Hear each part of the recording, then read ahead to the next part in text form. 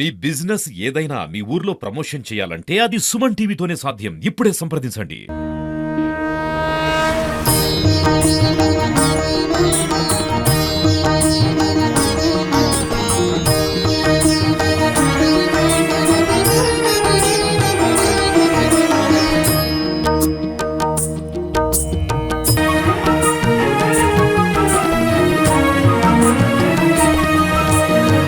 Welcome to Suman TV. నేను మీ చంద్ర యాదవ్. ప్రస్తుతం విశాఖలో సింహాచలం దేవస్థానం అత్యంత ప్రసిద్ధిగాంచినటువంటి పుణ్యక్షేత్రం. అందులో భాగంగానే సింహాద్రినాథుడు శ్రీ వరలక్ష్మీ నరసింహస్వామి వారి కొలువై ఉన్నటువంటి పుణ్యక్షేత్రం. ఇందులో సంవత్సరం మొత్తం మీద స్వామివారు చందనంతో కప్పబడి ఉంటారు. సంవత్సరంలో ఒకరోజు మాత్రమే స్వామివారి నిజరూప దర్శనం అనేది భక్తులందరికీ కూడా కల్పించడం జరుగుతుంది. అందులో ఆ నిజరూప దర్శనాన్ని చందనోత్సవాన్ని కూడా పిలుస్తూ ఉంటారు. అయితే దీనికి సంబంధించి ప్రస్తుతం సింహాచలంలో చందనోత్సవ ఏర్పాట్లు ఏ విధంగా జరుగుతున్నాయనే విషయాలు అడిగి తెలుసుకునే ప్రయత్నం చేద్దాం. మన వద్ద దేవస్థానానికి సంబంధించినటువంటి ఈవో గారు ఉన్నారు. సార్, ఈవో గారు, ఎట్లా జరుగుతున్నాయి సార్ ఏర్పాట్లు? నరసింహాయ నమః. 30వ తేదీన జరగబోయేటువంటి చందనోత్సవ కార్యక్రమానికి 1,50,000 పైగా భక్తులు వస్తారనేటువంటి అంచనా ఉంది. దానికి సంబంధించినటువంటి భక్తుల సౌకర్యాల ఏర్పాట్లు, అలాగే దర్శనం సంబంధించినటువంటి ఎటువంటి ఇబ్బందులు లేకుండా లోపల క్యూ లైన్స్ ఏర్పాట్లు, అలాగే బయటకు వచ్చిన తర్వాత వారికి కావాల్సినటువంటి ప్రసాదం కానీ, అలాగే ఇతర దద్దోజనము ఇలా కార్యక్రమం దేవస్థానం నుంచి అన్ని అంశాల ఏర్పాట్లు అన్నీ కూడా ఇప్పటికే చాలా పూర్తయినాయి. అలాగే పార్కింగ్ ప్లేసులు కానీ, షేడ్ ఏరియాస్ అన్ని కవర్ చేయడం కూడా ఇప్పటికే మనం రెడీ చేసుకున్నామండి. అయితే ప్రధానంగా ఎక్కువ మనకి సామాన్య భక్తులు అంటే జనరల్ పబ్లిక్ ఎక్కువ ఉండే అవకాశం ఉంది కనుక వాటి క్యూ లైన్స్ని ఈసారి 3 ఫ్లోర్లో కొత్త క్యూ కాంప్లెక్స్లో విత్ ఫ్యాన్ ఫెసిలిటీస్ అన్నీ కూడా టాయిలెట్స్, అలాగే చక్కటి ఫ్లోరింగ్ తోటి అన్ని ఏర్పాటు చేసాం. లైటింగ్ తోటి అన్ని కూడా వారికి ఇబ్బంది కలిగించే అవకాశం లేకుండా వారికి ఎక్కువ ప్రాధాన్యత ఇస్తూ కంప్లీట్ షేడ్ ఏరియాలో వారిని తీసుకెళ్ళడం జరుగుతుంది. టికెట్ల విషయంలో ఏ టికెట్లు మనం ఇష్యూ చేసాము? టికెట్ల స్లాట్లు ఏ విధంగా ఉన్నాయి? మనకి మార్నింగ్ చైర్మన్ గారి యొక్క దర్శనము, అలాగే సాంప్రదాయ ప్రకారం జరిగేటువంటి ప్రభుత్వం నుంచి పట్టుదోస్తాలు తీసుకొచ్చేటువంటి మన ఆనరబుల్ మినిస్టర్ గారు కానీ, అలాగే టీటీడీ నుంచి వచ్చేటువంటి వారి అయిన తర్వాత కొంతమంది మనకి ఆల్రెడీ గౌరవ ముఖ్యమంత్రులు, హైకోర్టు, సుప్రీంకోర్టు జడ్జెస్ వారు ఉంటారు. వారందరినీ మ్యాక్సిమం 5:30 లోపు వారికి అంతవరకు ఆ ప్రోటోకాల్ స్కేల్లో ఉన్న వాళ్ళని అంతరాలయ దర్శనం చేసేసి ఆ Niladri gate main gate lock చేసేసి మిగతా వాళ్ళకి మనకి సౌకర్యం కలిగించడం జరుగుతుందండి. అయితే చైర్మన్ గారు అయిపోయిన తర్వాత ఇంచుమించు 3:30 ఆ టైం అయిపోగానే జనరల్ పబ్లిక్ని 300 లైన్స్ని అప్పటికే మనం లైన్లో సిద్ధంగా ఉంటారు.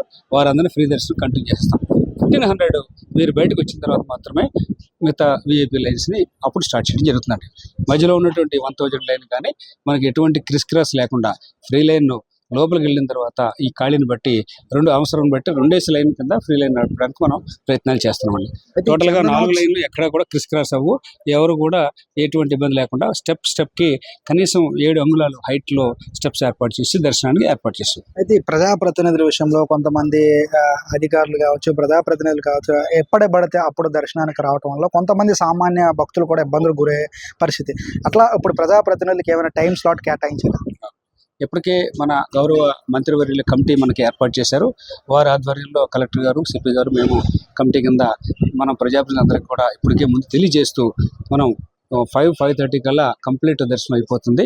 రాజావారి చైర్మన్ గారి దర్శనం అవుతుండగానే మీరు అందుబాటులో ఉండమని చెప్పి అక్కడ విఐపి లాంజ్ ఏర్పాటు చేసి అక్కడ కూర్చోబెట్టి రాగానే మనం స్టార్ట్ చేసి 5:30 కల్లా మనం అక్కడ క్లోజ్ చేసేస్తామన్నది అందరికీ చెప్పడం వల్ల వారు మిగతా వారికి ఎవరికి కూడా ఇన్కన్వీనియంట్ ఉంటుంది. ఆ తర్వాత వచ్చేవారు ఎవరైనా సరే ఈ నీలాద్రి గేట్ నుంచే దర్శనం చేసుకుని వెళ్ళవలసి ఉంటుందని స్పష్టంగా ముందు తెలియజేస్తున్నాం. అంతరాలయ దర్శనం ఎవరికి ఉంటుంది, ఎంతవరకు?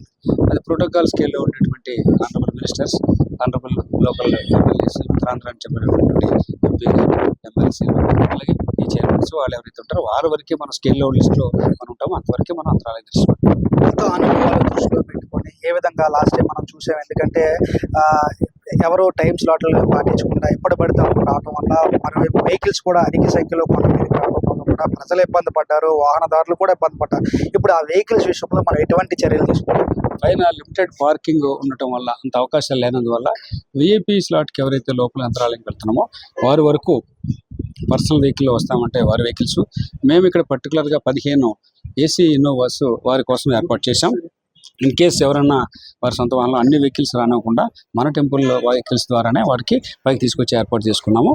ఎటువంటి అసౌకర్యం కలగకుండా మిగతా అన్నీ కూడా 45 ప్రైవేట్ బస్సులు, ఆర్టీసీ బస్సులు మనం దేవస్థానం భరిస్తూ పబ్లిక్కి తీసుకొస్తున్నాము. అలాగే 40 మినీ బస్సులు మిగతా 1200 to 1500 వచ్చే భక్తులకు కూడా bus pickup points 4 bus pickup points పెట్టుకున్నాం. కొత్త గోశాల దగ్గర, సొంటియం దగ్గర, అలాగే వేపకుంట సమూరిపూరి కాలనీలోను, అలాగే శ్రీనివాస నగర్ కళ్యాణ మండపంలో ఈ 4 పికప్ పాయింట్స్ నుంచి ఇవన్నీ కూడా అక్కడికి బయలుదేరుతాయి. మళ్ళీ అవే షటిల్ కిందకి పైకి తిరుగుతాయి. ఇవన్నీ కూడా దేవస్థానం వారు ఏర్పాటు చేసినట్టు పబ్లిక్ సౌకర్యార్థం. అందువల్ల ఈవెన్ డ్యూటీకి వెళ్ళే వాళ్ళు కూడా వాళ్ళ వెహికల్స్ అన్ని కింద పెట్టి వీటిలోనే మన పైకి రావడం జరుగుతుంది. టికెట్లు ఎన్ని ఇష్యూ చేసిండ్రు? 1000 రూపాయలు ఎన్ని, 1500 ఎన్ని, అదే విధంగా వెహికల్ పాస్లు ఎన్ని? 18,000 1000 రూపాయల టికెట్లు అండి. అలాగే మనకి ఈ 20,000 300 పాసులు అండి, సారీ టికెట్స్ అండి. అలాగే 2500 మనం విఐపి టికెట్స్ అండి, 1500 రూపీస్ అండి. అలాగే వెహికల్ పాసెస్ 150. మిగిలినవన్నీ కూడా సామాన్య భక్తుల కోసం ఎక్కువ మనం ప్రాధాన్యత ఇవ్వడం జరిగింది. సో ఏర్పాట్లన్నీ కూడా బాగా చేసినట్టు తెలుస్తుంది. అయితే మొదటి దర్శనం ఎన్ని గంటలు ప్రారంభమవుతుంది, చివరి దర్శనం ఎంతతో ముగుస్తుంది? మార్నింగ్ ఇంచుమించు 3 గంటలకల్లా మేము సిద్ధంగా ఉంటాము. వారి అర్చక స్వాముల వారి యొక్క వాళ్ళ ప్రిపరేషన్ పూర్తయిపోగానే, స్వామివారి అర్చన అన్నీ అయిపోగానే మొదటి తొలి పూజ అంటాము. ఆ తొలి పూజ ఆలయ ధర్మకర్త గారైనటువంటి వారి సమక్షంలో జరుగుతుంది దేవస్థానం తరఫున. అది అయిపోగానే కామన్ లైన్ జనరల్ పబ్లిక్ అందరినీ, అలాగే 300 లైన్స్ని, 1000 లైన్స్ని కంటిన్యూస్గా వాటిని వదిలేయడం జరుగుతుంది. అంటే ఇంచుమించు 3:30 నుంచి మొదలుపెట్టి రాత్రి 7 వరకు మనం క్యూ లైన్లో ఉన్న వాళ్ళందరినీ కూడా అలౌ చేసి అక్కడ గేట్లు లాక్ చేసిన తర్వాత ఈ లోపల ఉన్న వాళ్ళందరినీ కూడా రాత్రి 12 అయినా కంటిన్యూస్గా వారికి దర్శనం ఇవ్వడం జరుగుతుంది. సో ఇది ప్రస్తుత పరిస్థితి. గత అనుభవాలు దృష్టిలో పెట్టుకొని ఎటువంటి అవాంఛనీయ సంగతులు దొరకకుండా, ఎటువంటి తప్పులు దొరకకుండా, ఆలయ ప్రతిష్టకు ఎటువంటి భంగం కూడా వాటిల్లకుండా పూర్తిగా 100% ఏర్పాట్లన్నీ కూడా సిద్ధం చేశాము.